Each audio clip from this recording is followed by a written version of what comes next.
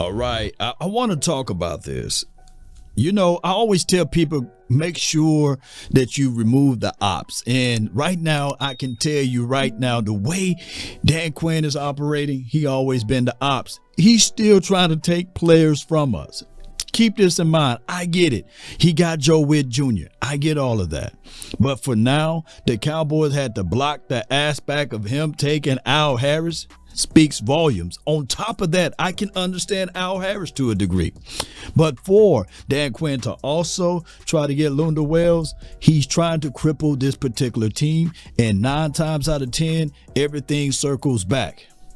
Everything circles back, man. Far as I need to know where the allegiance are, where the alignments of these particular coaching people that's on this particular team.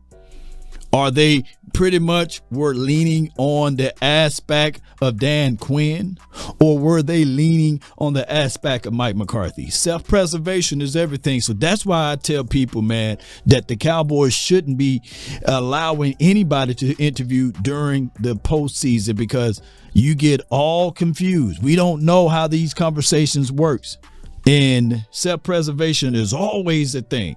Keep this in mind. And I know this conspiracy talk just a little bit, but what would stop Dan Quinn for going to these guys that he's trying to pull from this team and say, hey, if I get this job, dog, you know, I got you. I'm gonna get more. I'm gonna make sure you get more and more money in your pockets.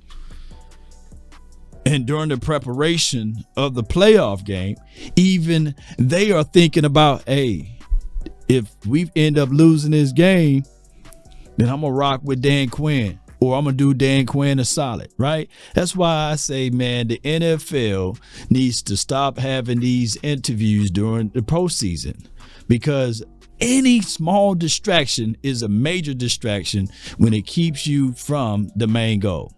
That's why the entire team looked flat.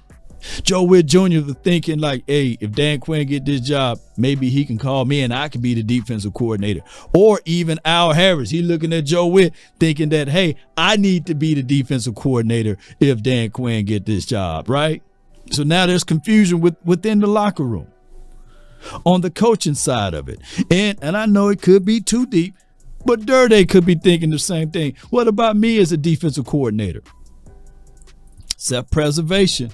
Oh, and it could explain the reason why, you know, the tight ends wasn't really getting involved into the game, because, hey, Dan Quinn said, hey, if I get this job, I get this spot, I'm going to look out for you, man. I know you want to be an offensive coordinator. Hey, I got you.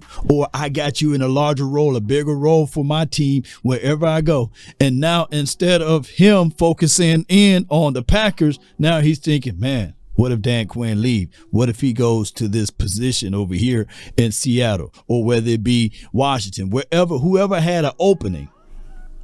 He's sitting thinking about that. And the focal point was removed from the game of the Green Bay Packers. That's just my thoughts on it, because of the fact that how Dan Quinn is moving after he got his job over there.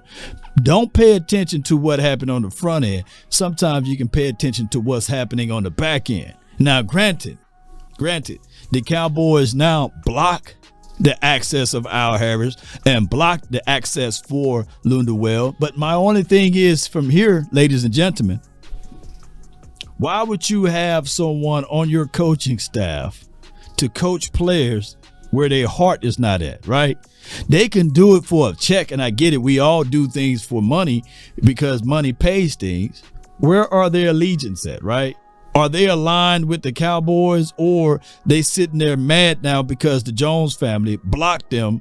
And will they give 110% out there coaching these guys? They can say one thing, but at the end of the day, it could be a whole nother, right? At the end of the day, if they are blocking Al Harris from going where he wants to go, and he's forced to coach for one more year under a system or a scheme that he's looking at it like, hey, I'm not really all in, then why hold their feet to the fire?